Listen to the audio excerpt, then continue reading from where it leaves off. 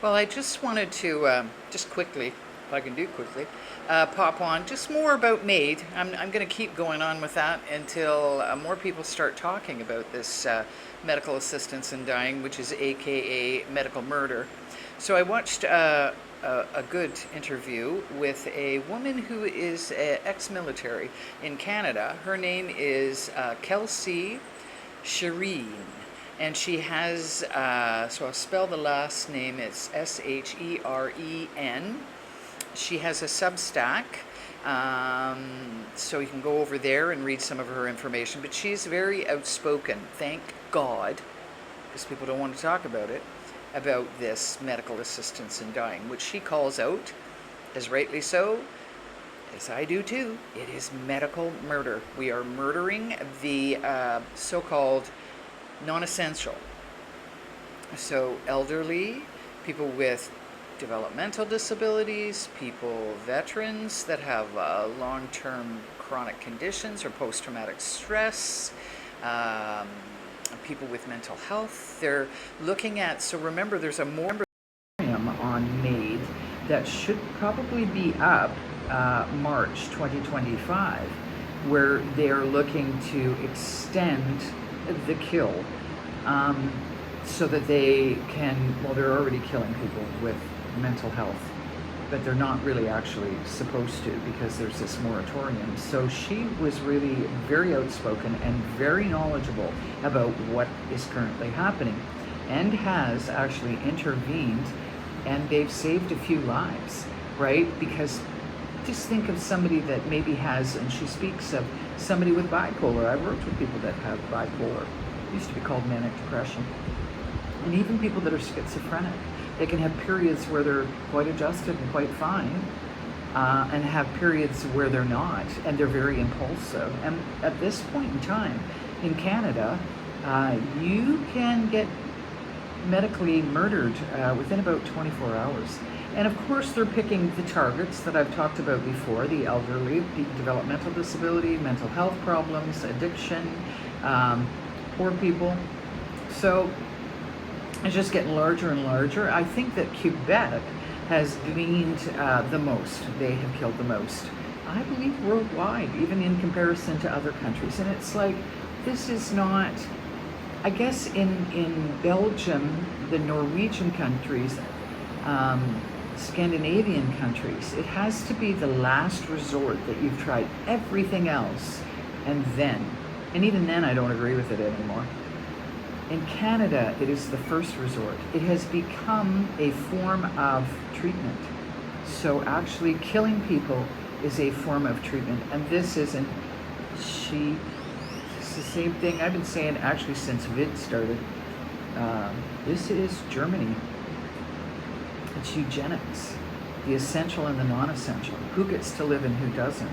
And when I watched the whole sort of organization of emergency rooms, the one I worked in, and they're everywhere, it just became more specialized, more and more specialized people. So really what it comes down for, they're going to let people into that hospital that they can make the most amount of money on, right? And the other ones, they're going to offer MAID, because they see them as a drain on resources.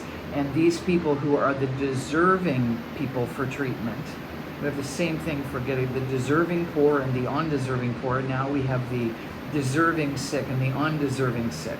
So the people that are deserving will actually get the care, while the other ones that are seen as a burden to the system, not people that built actually a normal system that has been infiltrated and basically overtaken by multiple greed, totalitarianism, transhumanism, technocracy. It's all there right inside the halls of hospitals, and come the other side.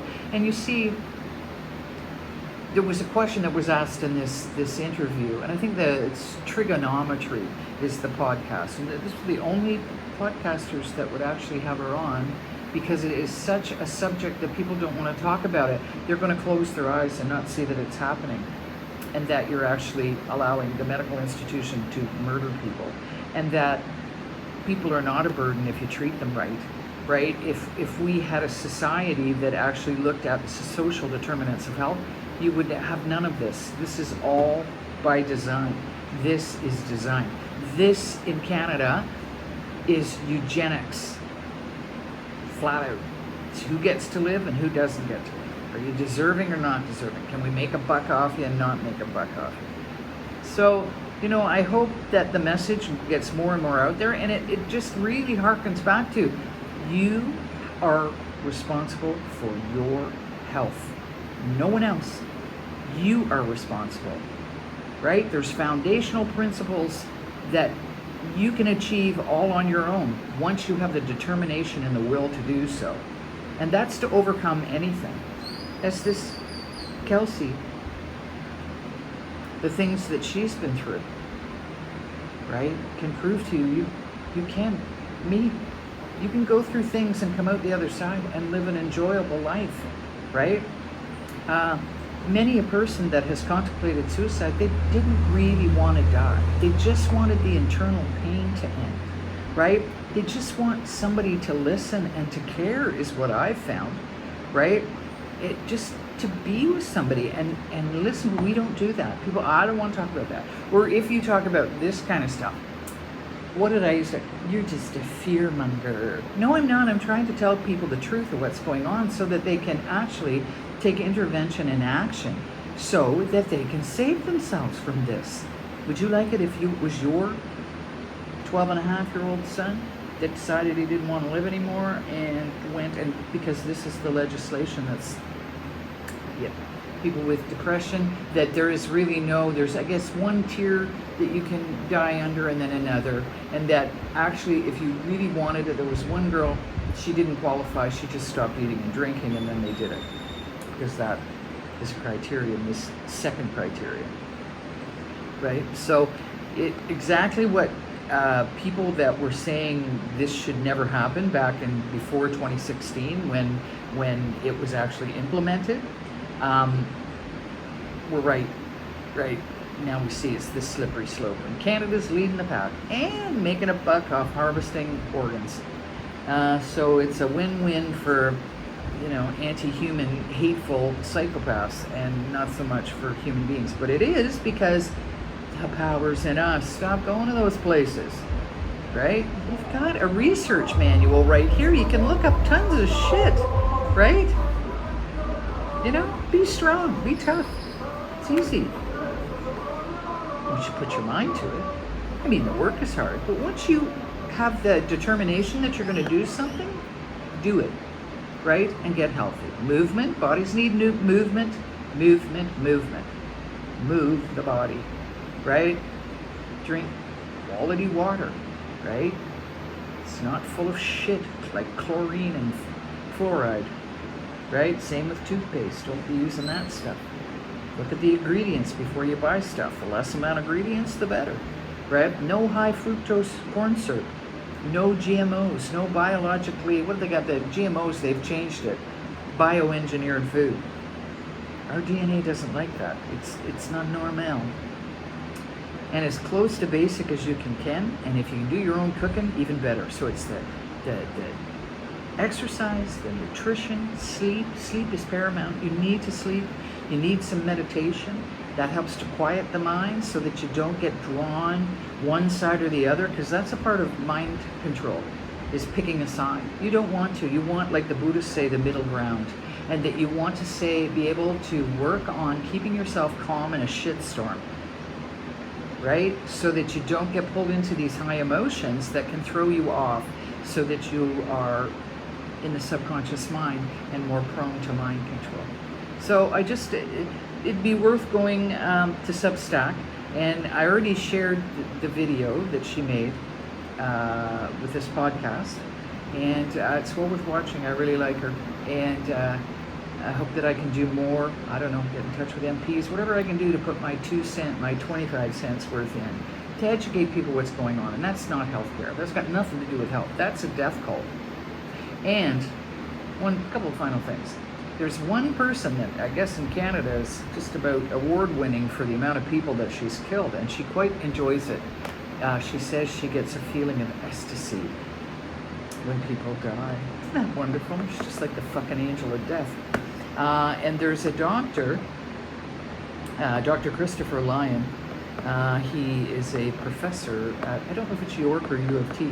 He has written something called Healthcare Serial Killers, and they could definitely, they are the perfect people for it, actually, doctors, because they have been trained in omnipotence. And we were taught about that back in 1984 when I started taking nursing. You wouldn't be hearing them say that now. We read papers about it.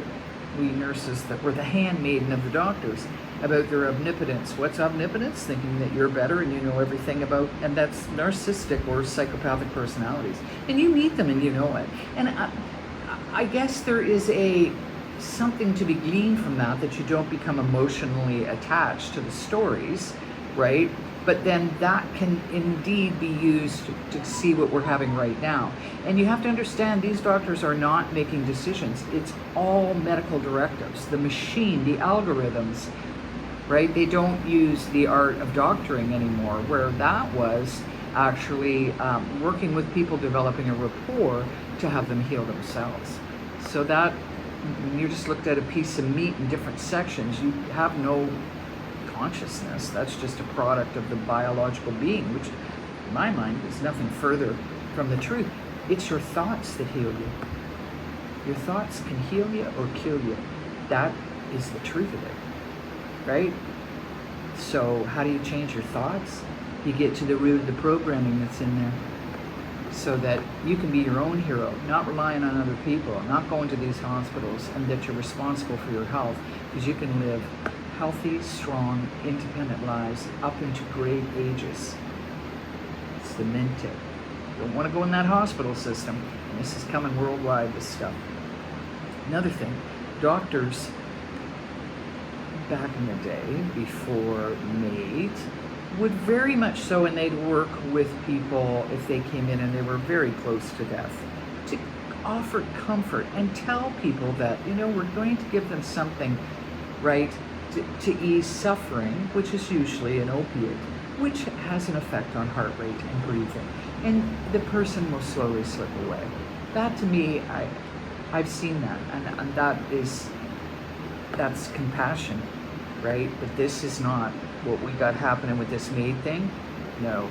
And in other countries, Scandinavian countries, it is the final resort, right? The person has tried everything else, and then they are granted euthanasia. In Canada, it's a treatment option, and it is usually the first for those group of people that I told you about. So you know what? Keep strong, keep healthy. Don't rely on these systems. These systems are not human. They're anti-human. They're anti-life.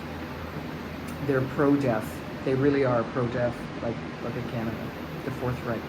Okay, so it's, you know, it's not a nice thing to look at, but you gotta look at it so that you don't get into it. Stay out of that system. It's not for you. It's not for human beings.